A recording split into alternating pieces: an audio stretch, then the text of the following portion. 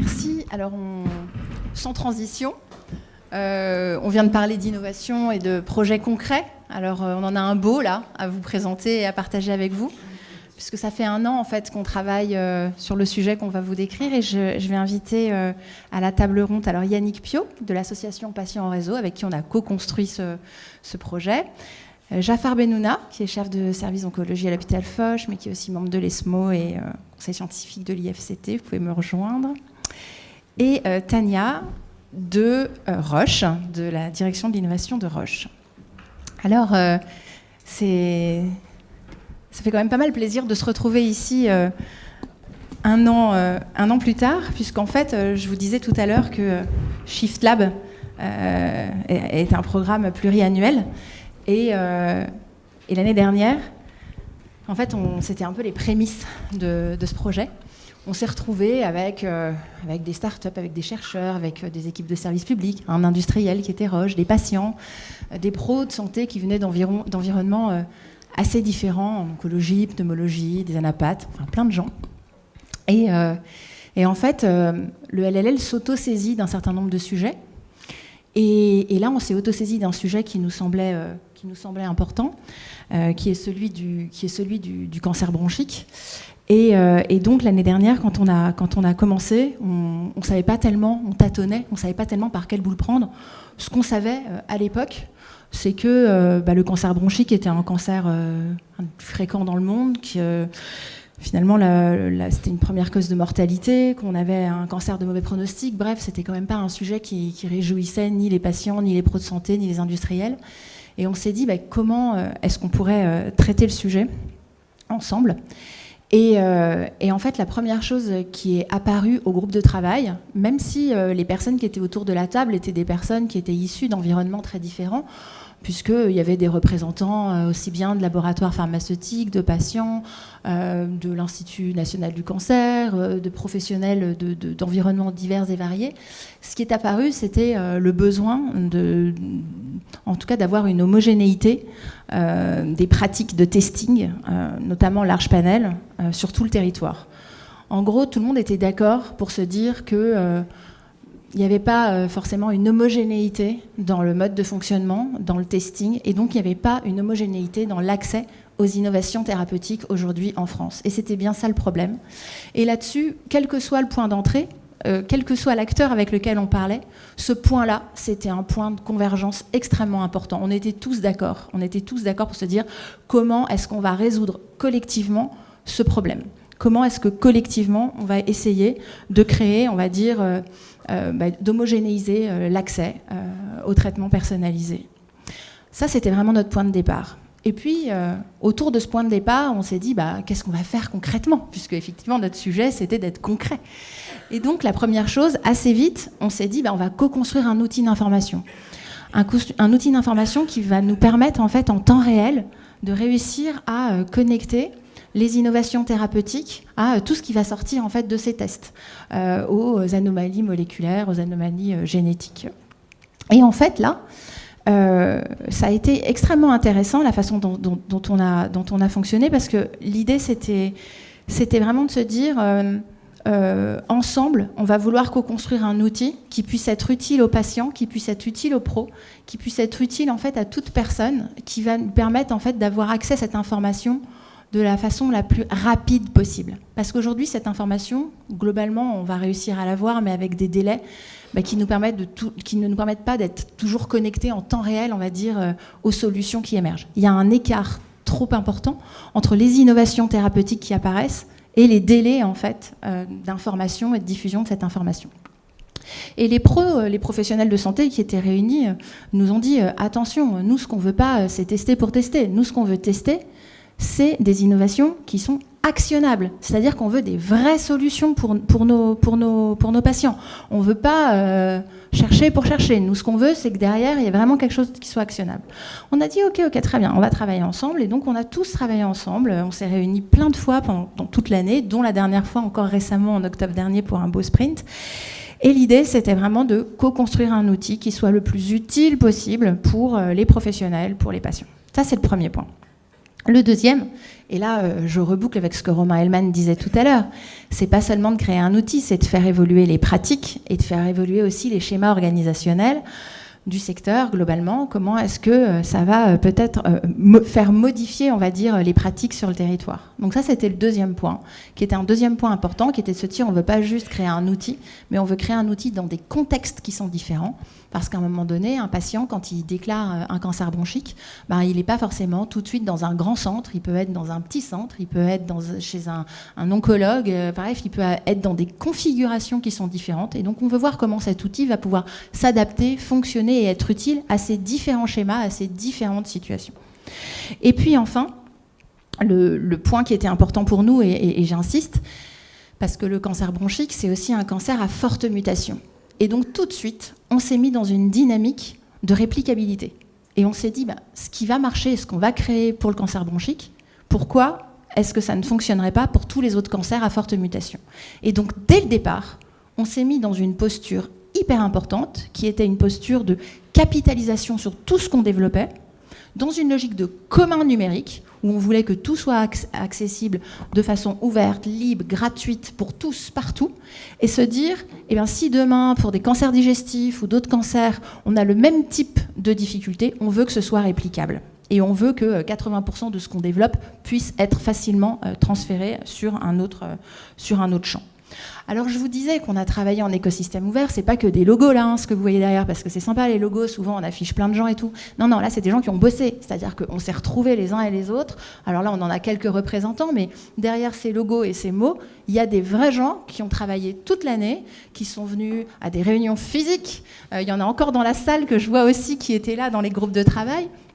Parce qu'en fait, ce qui était vraiment important, c'était de co-construire l'outil. Alors depuis ce matin, on dit co-construire, etc.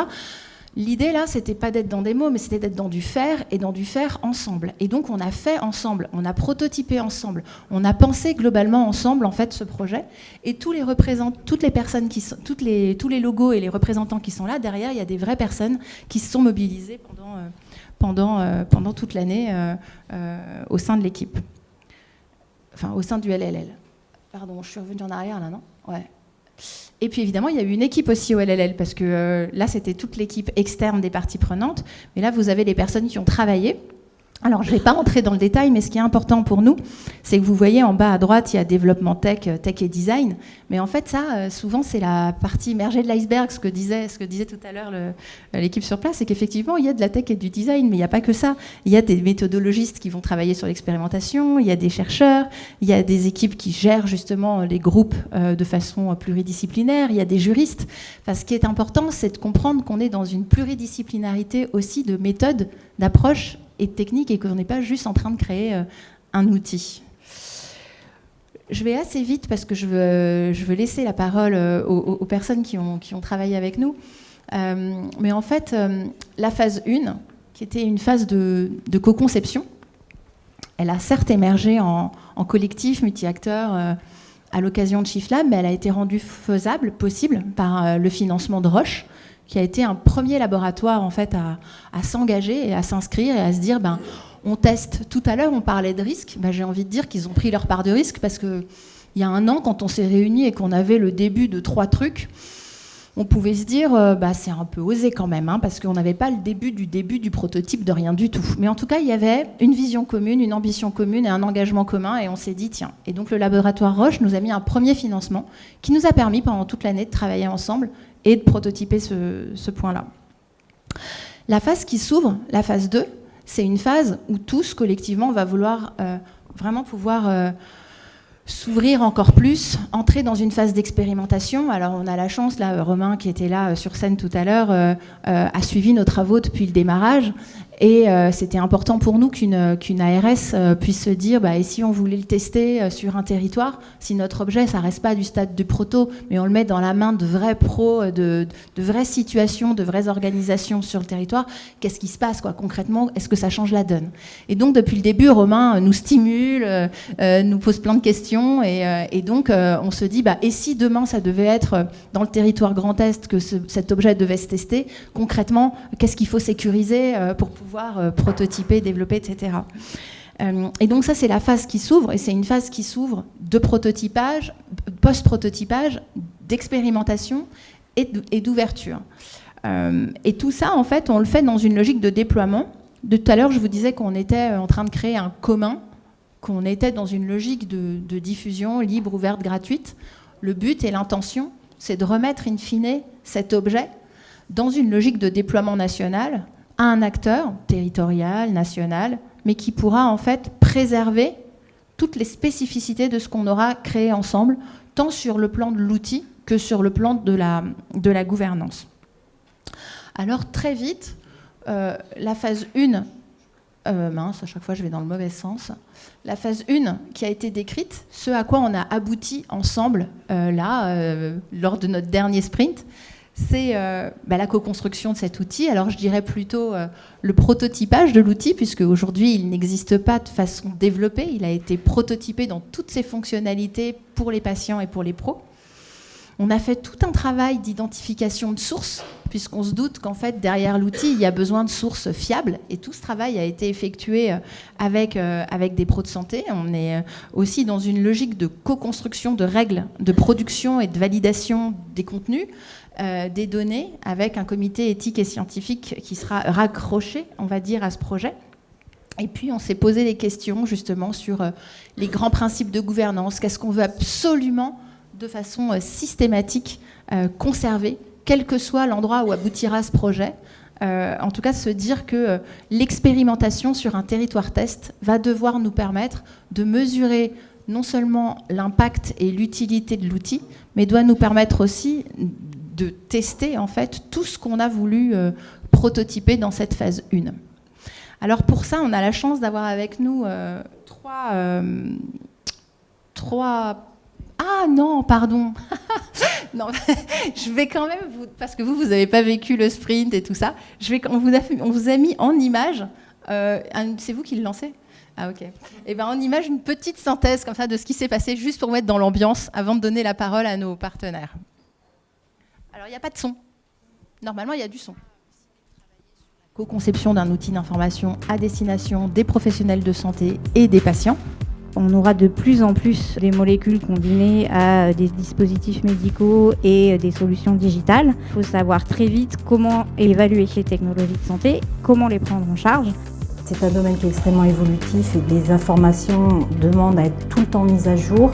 Et on n'a pas en fait d'outils structurés qui regroupent l'ensemble des informations nécessaires à notre profession. Je voudrais signaler ici que c'est une des premières fois que je travaille avec des patients. Je suis moi-même patient. Biologiste médical. Pneumo-oncologue. Médecine personnalisée chez Roche.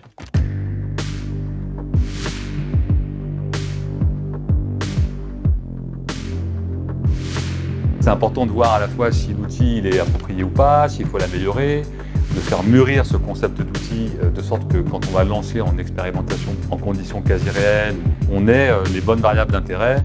Ça va permettre de centraliser un petit peu le parcours de soins et de faire comprendre un peu aux patients ce qui existe, les possibilités, comment pouvoir en parler avec son professionnel de santé.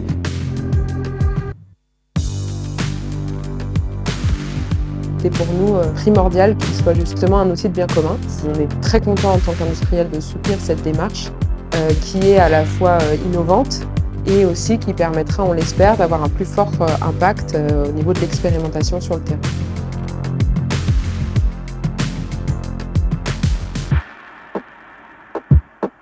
On a trouvé que la démarche de l'ensemble des acteurs, de jouer le jeu pour arriver à un produit qui serait un produit partagé et mis dans le bien commun, était peut-être ce qui faisait la particularité du projet et l'intérêt qu'on y avait à être partie prenante.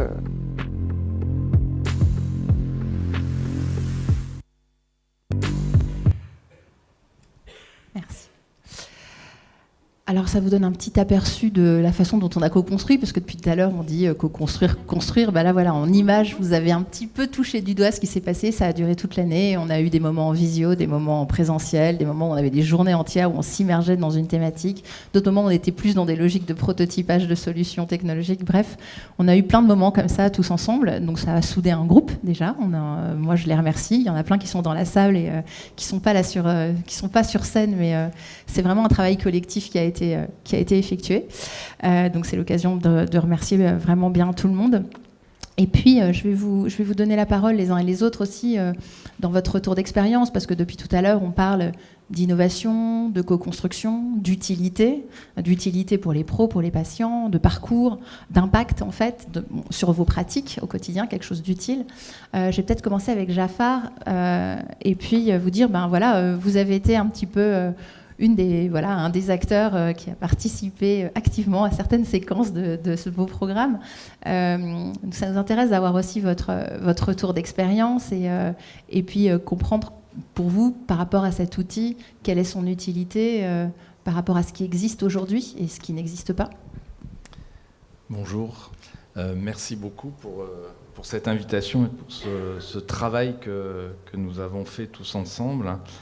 Alors c'est vrai que quand on m'a proposé ce travail, j'ai reçu 1 mail, 2 mails, 3 mails, parce que ça n'arrête pas. Je peux vous dire qu'il y a des salves de mails, de courriels.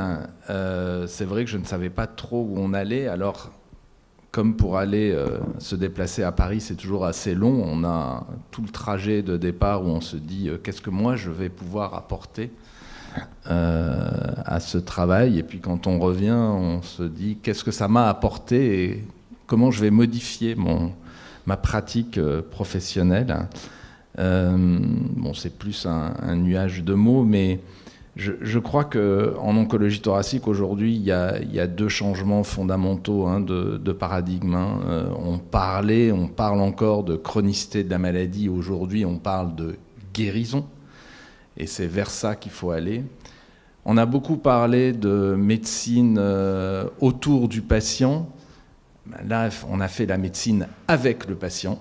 Et je crois que là, on va arrêter de parler de médecine autour du patient ou centrée sur le patient, puisque ça veut dire qu'on sort le patient. Donc là, on est médecine avec le patient. Et là, effectivement, c'est ce que nous avons fait. Et pour moi, ça a été un apport énorme. Et on va continuer dans cet esprit-là. L'innovation thérapeutique, c'est un esprit. Il faut l'intégrer dans les esprits. L'innovation thérapeutique, c'est du temps humain aussi. Il faut y passer du temps. Nous n'avons pas beaucoup de temps aujourd'hui. Il y a un épuisement des médecins, des infirmières, des professionnels de santé en général. Les gens veulent travailler différemment.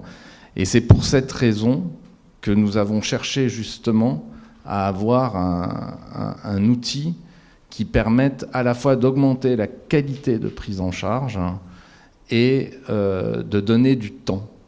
Il faut à la fois avoir du temps pour créer l'innovation, donc nous allons moins travailler, et pour apporter une qualité de prise en charge aux patients. Et je pense que l'objectif de cet outil, c'est celui-là, c'est aussi de diffuser l'information dans le territoire et surtout de donner l'accès à l'innovation thérapeutique. Il faut que pour le professionnel de santé et pour le patient, puisque cet outil est à destination des 2 partenaires, il faut que justement ça crée la possibilité d'accéder aux nouvelles thérapeutiques beaucoup plus rapidement. Et nous devons, nous, professionnels de santé, au sens large du terme, pratique avancée infirmière, infirmiers, médecins et patients, créer cette pression positive à la fois vis-à-vis des industriels pharmaceutiques et à la fois vis-à-vis des autorités de santé, qui parfois ont quelques lenteurs quand même. Quant à l'industrie pharmaceutique, je voudrais dire un mot. Moi, j'ai jamais eu aucun problème à travailler avec l'industrie pharmaceutique. Nous l'avons fait ici. Je ne pensais pas d'ailleurs. Je l'ai découvert un peu au fur et à mesure. Mais encore une fois, nous devons travailler avec l'industrie pharmaceutique, à la fois en termes de pression et à la fois en termes de partenariat. C'est extrêmement important. Donc nous devons être tous dans ce mouvement. Merci. Peut-être en profiter pour avoir la vue patient, parce que vous êtes, en tout cas, il y a eu plusieurs associations de l'air, patients en réseau, mais c'est vrai que les équipes de patients en réseau et les patients, en fait, de patients en réseau se sont beaucoup mobilisés sur ce projet. Peut-être nous dire un mot de ce que fait Patients en réseau, et puis peut-être revenir après plus précisément sur votre à la fois vécu et l'utilité d'une telle solution. Alors, Patients en réseau est une association de patients qui a été créée par Laure Guérou à Colas, qui est dans la salle et que vous pouvez retrouver à l'occasion d'une masterclass tout à l'heure, si vous avez des questions. Et donc, on a été sollicité pour ce projet, je pense, parce qu'on a un ADN aussi tout à fait particulier. Nous sommes une association de patients qui développe des applications digitales. Et ce sont des réseaux sociaux privés, anonymisés, gratuits, qui permettent d'un côté aux patients et de l'autre côté aux proches, parce qu'on ne mélange pas les publics, chacun ayant son propre vocabulaire et ses propres attentes, d'avoir du soutien entre pairs, mais aussi un accès à une information qu'on espère le plus pointu possible, le plus sérieuse, vérifiée et surtout actualisée. Et cet aspect digital de notre activité, évidemment, nous rend sensibles à tout ce qui relève de l'innovation numérique en santé. Donc on est d'ailleurs coporteur et producteur d'un certain nombre de choses. Alors on vous en parlera tout à l'heure, mais je pense sur le poumon spécifiquement, moi je ne peux pas m'empêcher de vous parler d'un projet qu'on vient juste de sortir et qui s'appelle Mon Immuno, et qui est un projet éducationnel, en ligne, gratuit, accessible, co-construit, un peu à l'image de ce qu'on a fait ici, et qui est donc accessible partout en France. Alors pourquoi je le dis ? Parce que pour nous, ça a été assez déterminant quand on est rentré en contact à travers l'Université des patients. D'ailleurs, ça s'est fait comme ça, il y a un an. Je repensais à ça ce matin. Quel chemin parcouru ensemble depuis. L'idée d'être associé en amont en tant qu'association de patients à un projet qui avait pour vocation de faire un bien commun numérique et donc accessible de partout, potentiellement, et donc apportant une information de qualité de façon uniforme sur le territoire. J'avoue que ça nous a plus que séduit. On s'est dit, on y va, quoi. Clairement, on ne savait pas trop comment les choses allaient se passer.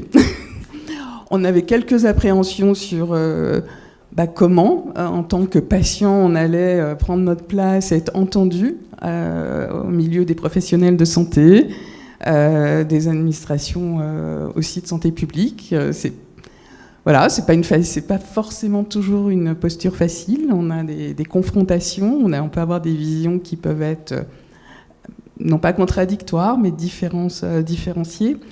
Et en fait, cette proposition de co-construction nous a permis justement de travailler en amont, de travailler en échange constant, en acculturation constante, je pense, entre l'ensemble des partenaires de l'écosystème qui étaient réunis. Moi, je pense que les patients ont été extrêmement impliqués. En tout cas, moi, j'ai même, on va dire, on s'étonne aussi même d'utilisateurs de nos réseaux qui ont joué le jeu quand on a fait un appel en disant qui veut participer. On a des gens qui sont venus de province, comme quoi c'est un sujet extrêmement important, parce que cette mobilisation, c'est tout à fait le symptôme et l'image du manque aujourd'hui d'outils à disposition des patients pour avoir une information sur ces problématiques très fines sur les mutations, parce que c'était ça qui était le premier sujet qui émergeait, et tout le monde avait envie de participer à cette construction d'un outil au service de tout le monde, aussi bien au service des patients, mais aussi des proches, parce qu'il y a beaucoup de questions auxquelles les patients ne peuvent pas répondre. Et on est aussi confrontés, nous, à une problématique d'échange avec, par exemple, nos médecins de ville, qui peuvent être extrêmement déconnectés de nos pathologies. et du suivi, et de se dire que demain, s'il y a un outil dont ils pourront aussi, eux, bénéficier, ça facilitera l'échange, ça facilitera le questionnement, et puis même nous, avec, j'ai envie de dire, nos rendez-vous avec nos oncologues et pneumo-oncologues, un outil informatif de cette nature, je pense, nous permettra de mieux formuler nos questions et d'être dans un parcours de soins de façon plus associée. Et on dit toujours qu'il faut que les patients soient acteurs de leur parcours. Mais c'est un outil qui, je l'espère, si se déploie comme on le souhaite dans les territoires, nous permettra effectivement d'avoir cet aspect-là des choses. Merci Yannick. Peut-être, Jafar, parce que je vous vois hocher la tête sur le dialogue et puis sur les différentes typologies. C'est vrai que dans le travail qu'on a co-construit, on a été chercher aussi des experts, des sociétés savantes, et a émergé, en tout cas dans le dernier sprint, le besoin aussi d'aller travailler avec d'autres profils de professionnels, ce travail aussi de dialogue. Donc c'est ce qu'on va s'attacher à faire dans la phase 2 que je vous décrirai tout à l'heure, mais peut-être aussi revenir sur ce point-là, sur l'importance peut-être d'un outil dans la pratique pour s'orienter, pour connaître, pour savoir, mais aussi dans ce dialogue patient entre les deux qui sont ici. Oui, c'est un point extrêmement important. Alors je pense j'ai perçu deux questions, j'ai perçu deux sujets. Alors sur les professionnels de santé, moi j'ai beaucoup aimé la discussion que nous avons eue, notamment partagée par les patients sur, je le dis avec beaucoup de respect, mais c'est vrai qu'on parle beaucoup d'IHU, de ce qu'on appelle les KOL, les Key Opinion Leaders, etc. Et c'est très bien et il en faut. Mais notamment chez les patients, c'est-à-dire quand vous avez employé le mot petits hôpitaux, par exemple, il faut toujours faire très attention parce qu'il y a à l'intérieur des professionnels de santé qui s'occupent très très bien de leurs patients, qui sont au top, dans des petits hôpitaux, entre guillemets, qui ont une relation avec le patient extrêmement profonde et positive. Et puis à l'inverse, vous pouvez avoir de grands centres universitaires ou non, ou de grands centres de lutte contre le cancer, ou de grands hôpitaux, où la prise en charge du patient ne sera peut-être pas si optimale que ça, parce que finalement, cet outil, c'est le moyen aussi, un des moyens, pas exclusif, de répondre à une prise en charge globale. Cette fameuse prise en charge holistique qui est majeure. Et quand nous parlions et nous co-construisions cet outil numérique, finalement, en permanence, et notamment les patients, nous rappelaient à cette prise en charge globale. Donc, c'est effectivement, tous les intervenants sont là. Ce que moi j'ai rapporté de ça, en repartant justement sur mon trajet de retour, c'est que quand on parle d'innovation thérapeutique, elle vient du terrain. Moi, je suis un manager de terrain. Je le pense et je le revendique. Donc, cela veut dire que pour nos professionnels de santé, y compris des infirmières, il faut leur laisser du temps pour réfléchir à cette innovation. Et aujourd'hui, on ne laisse pas de temps aux acteurs de terrain à réfléchir à l'innovation.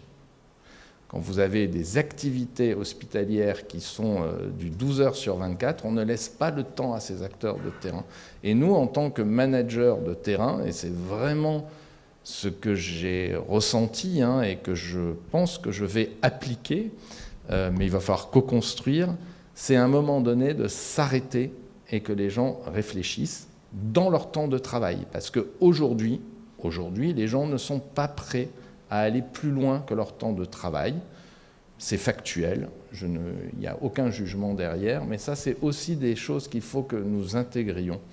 Donc, je ne sais pas si j'ai répondu à la question, mais effectivement, tout le monde a été partie prenante, y compris les patients et, entre guillemets, les petits hôpitaux, et c'est très bien. Merci. Peut-être Tania, alors ce qui était intéressant avec Roche, quand on a commencé à soumettre en fait ce projet, c'est qu'en fait on a eu la conjonction de plusieurs équipes. Il y avait une équipe onco-poumon, une équipe médecine personnalisée, l'équipe innovation. Et c'est vrai que quand le sujet a émergé, on s'est dit comment Roche pourrait éventuellement prendre le risque d'accompagner, on va dire, cette démarche. Et c'est vrai que en fait ça a été rendu possible aussi par la contribution financière d'un laboratoire, avec l'idée dès le début, avec Roche et avec tous les partenaires, de se dire qu'il fallait qu'on ouvre, il fallait qu'on s'ouvre. Alors d'ailleurs, on a proposé au LEM de nous rejoindre, et ils nous ont rejoints avec plaisir quelques mois après le début du projet.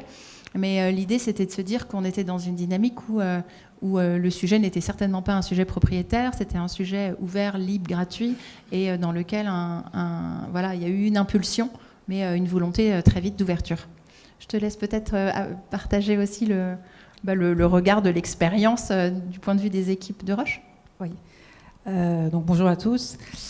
Finalement, l'expérience, elle commence par un mot très important que vous disiez, Romain, c'est l'état d'esprit. Et cet état d'esprit, ce n'était pas uniquement vis-à-vis de l'écosystème externe, mais c'était en interne aussi. Moi, je représente le pôle innovation chez Roche, mais j'ai eu la chance aussi d'avoir un état d'esprit ouvert pour pouvoir allier les unités thérapeutiques concernées à cette ambition-là. Et finalement, cette ambition, pour nous, elle était tout à fait naturelle et évidente parce qu'on essayait de répondre à un défi d'intérêt général.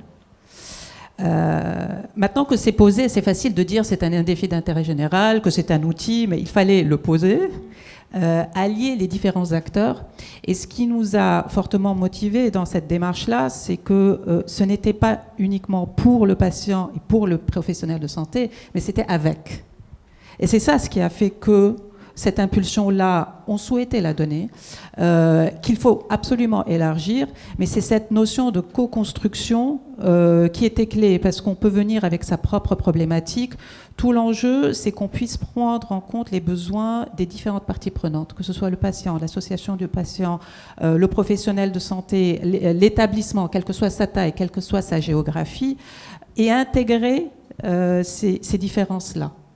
Et là, je tiens à saluer en fait le Liberté Living Lab, parce que vous avez eu cette capacité à mobiliser cet écosystème pendant plus d'une année et à faire émerger ce dont on parle aujourd'hui de manière très concrète et qui prennent en compte aussi des difficultés terrain. Donc aujourd'hui, on a atteint la phase où on a co-conçu. On parle d'un commun numérique qu'il a fallu d'abord identifier et ensuite lui donner corps et l'incarner concrètement. Donc on a un prototype et là on ne parle pas uniquement de l'outil en tant que tel, mais également de la communauté autour. De la communauté qui est très présente dans la salle et des règles qui vont régir cette communauté-là pour pouvoir perpétuer le mouvement et donc de la gouvernance. Donc c'est ce triptyque-là qui constitue pour nous la solution au-delà de l'outil en tant que tel. Mais j'ai envie de dire, ce n'est que le début de l'histoire. Et il ne faut pas qu'on s'arrête là, surtout pas. Ça serait bien dommage parce que là, on a les prémices, les esquisses, ce prototype-là qui permet d'engager une nouvelle conversation. Maintenant, il faut aller sur le terrain. Romain insistait. Alors, je ne sais pas pourquoi j'insiste beaucoup sur Romain, mais ça résonnait très fort sur l'organisation du soin et c'est l'évolution des pratiques qu'on doit tester au plus près du terrain, qui prennent en compte les conditions de vie réelles dans la mesure du possible, avant de considérer un déploiement plus large. Et donc tout ça pour dire que oui, il fallait de l'audace, il fallait aussi croire en cette ambition-là, et finalement le risque qui est pris, il est assez contenu. Parce que cette construction-là, elle est faite avec les patients, avec les professionnels de santé. Donc, tout l'enjeu, c'est qu'on puisse converger vers un élément concret qui résonne avec les problématiques terrain et puis à l'échelle nationale. Merci. Pour revenir, parce que vous l'avez dit tous les trois, et c'est vrai, dans le projet qu'on a conduit, il y a eu une forme de tâtonnement vertueux, en fait. Je ne sais pas comment le dire autrement, mais... parce on tâtonnait au début, on ne savait même pas par quel bout on allait prendre le sujet, et nous-mêmes entre nous, mais il y avait il y avait une richesse de personnes mises autour de la table avec une volonté commune de résoudre en fait le problème. Et je pense que c'est ça, c'est cette volonté commune, cet engagement commun de toutes les personnes, quel que soit leur point d'entrée et quelles que soient les préoccupations qu'ils ont dans leur chemin de retour là, parce que chacun a en fait son atterrissage. Je veux dire, voilà, un Jafar, il rentre après à l'hôpital, il rentre chargé de ce qu'il a vécu, mais aussi de ce qu'il attend. Quand on a des équipes de l'Institut national du cancer comme Aurélie, elle vient chargée aussi de son vécu, son expérience, et quand elle y retourne, elle aussi, elle a son chemin de retour.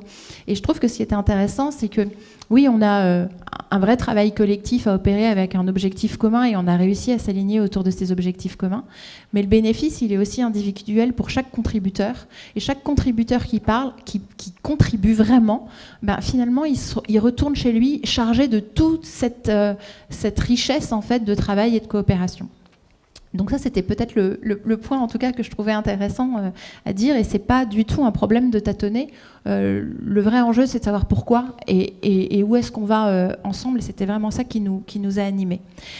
Et justement, dans la phase 2 qui s'ouvre, on vous a juste préparé pour une je vais jamais dans le bon sens, franchement, c'est pas mon truc. Hein. Voilà, juste les quatre séquences là. Qu'est-ce qui s'ouvre en fait dans la phase actuelle? Alors, il y a effectivement le développement de l'outil avec des maquettes, du dev, faire en sorte qu'on passe d'un prototype à un vrai outil qu'on construit. Mais il y a surtout en fait la structuration d'une expérimentation pilote. Donc on travaille effectivement avec Romain à la structuration, à l'élaboration de ce que ça pourrait être sur un territoire comme celui du Grand Est.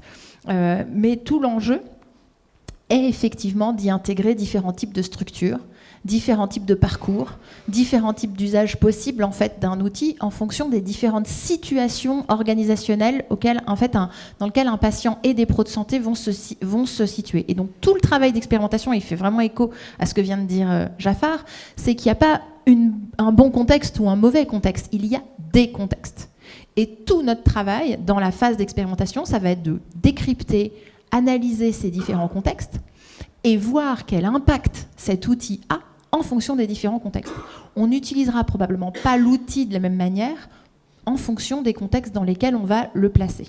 Et donc, on travaille avec des méthodologistes en ce moment pour pouvoir vraiment y travailler de façon très précise et se dire comment est-ce qu'on va aller évaluer l'utilité et la performance de cet outil dans ces différents contextes territoriaux. Évidemment, il y a un autre chantier tout aussi énorme qui est celui du pilotage éthique et scientifique du contenu, parce que c'est bien gentil de dire qu'on veut aller dans une logique de quasi-temps réel, mais si aujourd'hui on n'est pas dans du quasi-temps réel, c'est qu'il y a bien des raisons. Et donc, on va quand même aller au plus près de tout ce qui est lié aux chartes sanitaires, au contexte éthique et scientifique dans lesquels, on va dire, on est tous plongés.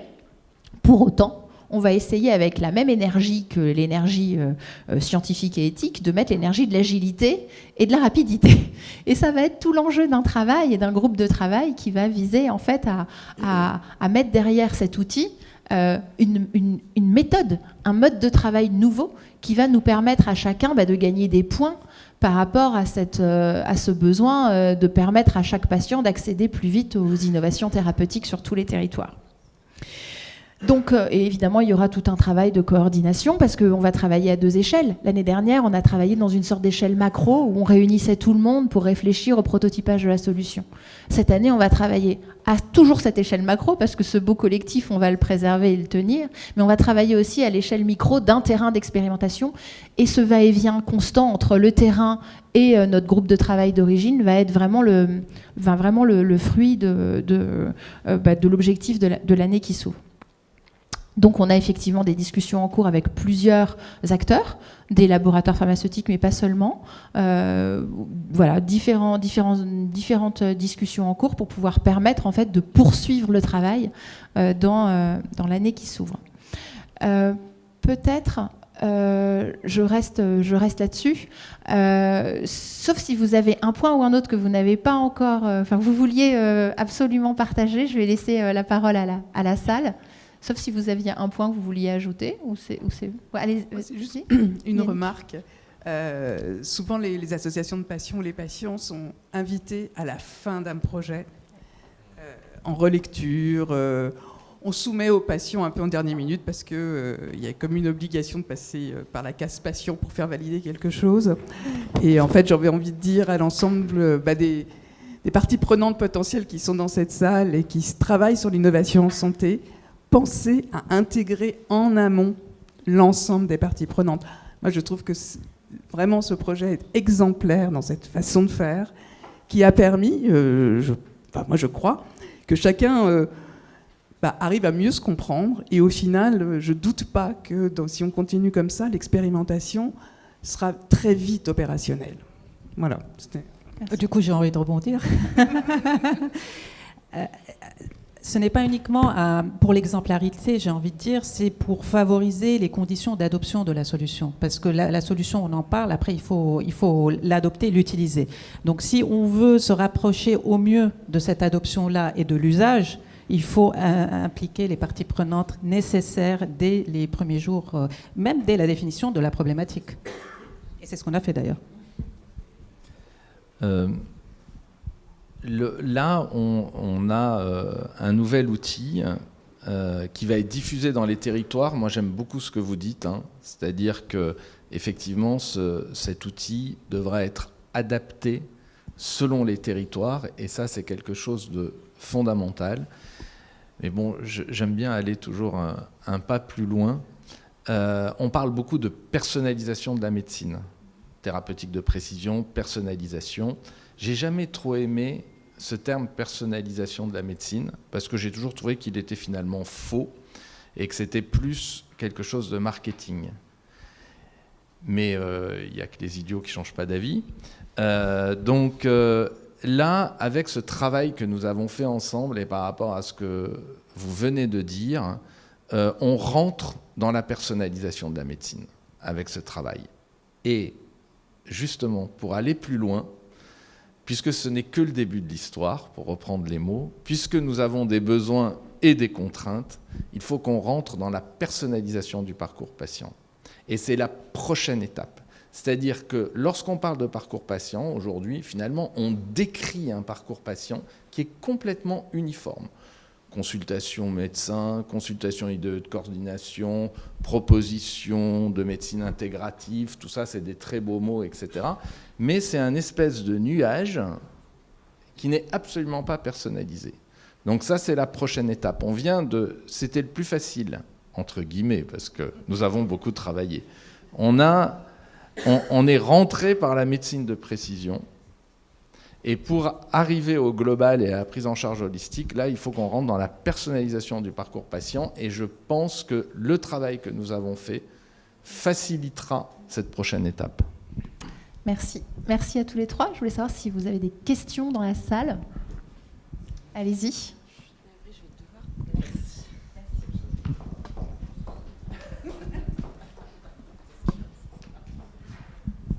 Je me présente à nouveau, Philippe Rousselot, je suis hématologue.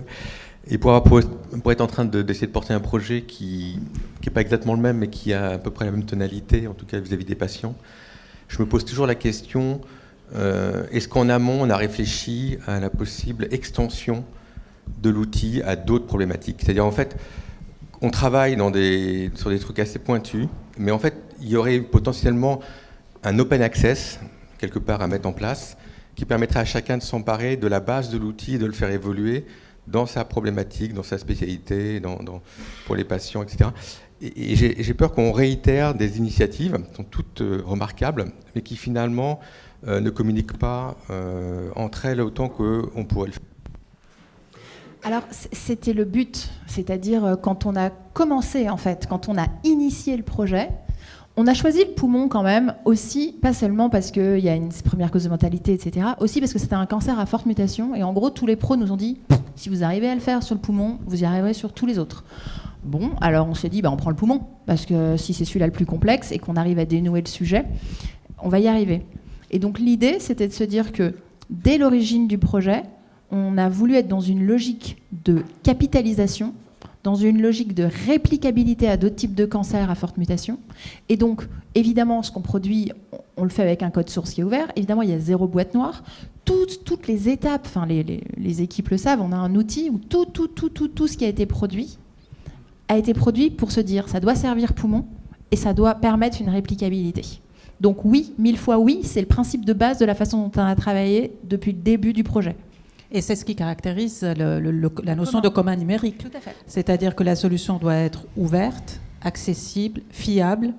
Et c'était les fondamentaux qui ont poursuivi tout ce travail de conception qu'on a mené. Et là, on a une demi-heure, donc on n'a pas forcément le temps, mais il existe une démo du produit qu'on pourra partager. Et cette démo du produit, elle permet de bien voir en fait la façon dont on a construit les parcours pour les patients, pour les pros, dans différents types de situations. Donc ce qu'on a prototypé, ces parcours-là sont eux aussi réplicables. Oui, alors on a vu pour la première table ronde qu'un des points importants était la co-construction. Donc on a ici l'exemple de co-construction d'un projet de façon dans lequel les gens ont passé beaucoup de temps. On voit très bien qu'en fait les hospitalo universitaires sont très intéressés par le projet. On voit très bien que finalement les patients, grâce à leur structuration, je pense que Laure a joué un rôle fondamental dans toutes ces structurations de patients réseau, et Yannick aussi naturellement. Et finalement, on a l'écho finalement des patients, la participation active des patients dès le début du projet. On a finalement aussi un certain nombre de relations avec les infirmières, surtout quand elles sont de pratique avancée, parce qu'elles participent beaucoup plus au parcours. L'infirmière de coordination aussi joue un rôle très important, et on voit très bien qu'on arrive façon à aller. Il y a un trou qui est le médecin traitant.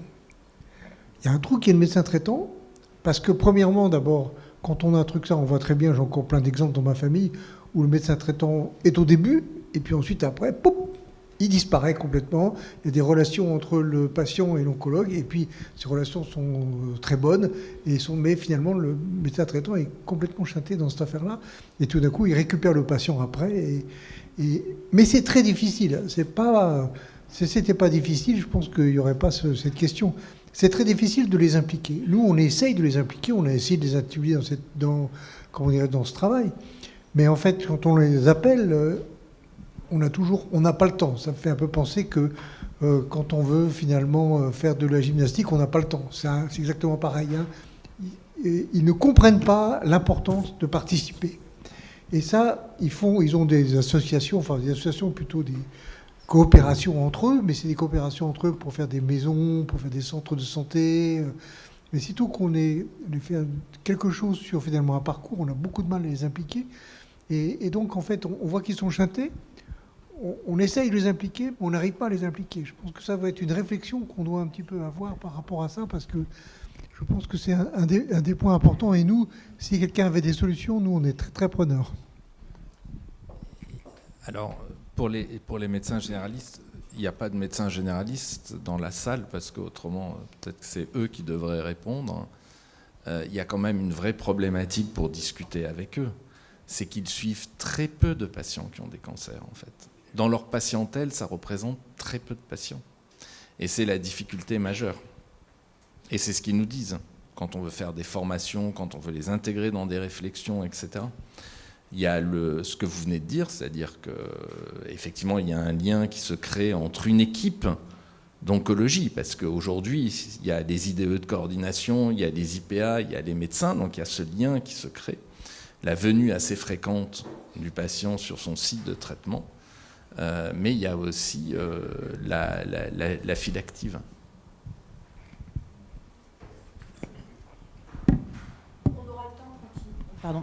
On aura le temps de continuer à échanger, puisqu'il y a d'autres moments, et puis on a le déjeuner pour ça aussi. Un grand merci à tous. Peut-être dans la phase c'est moi qui passe. Dans la phase suivante, non. Hop, ça on y était. Vous avez normalement, dans vos petits guides, vous ont été remis une petite fiche individuelle dans laquelle vous avez un parcours finalement, qui vous allez voir où, à quelle heure, si je ne me trompe pas. Et donc, il y a effectivement plusieurs ateliers. Pour commencer, dans la séquence qui s'ouvre de 11h15 à 11h... Et merci quand même, on va les applaudir parce qu'ils diffusent.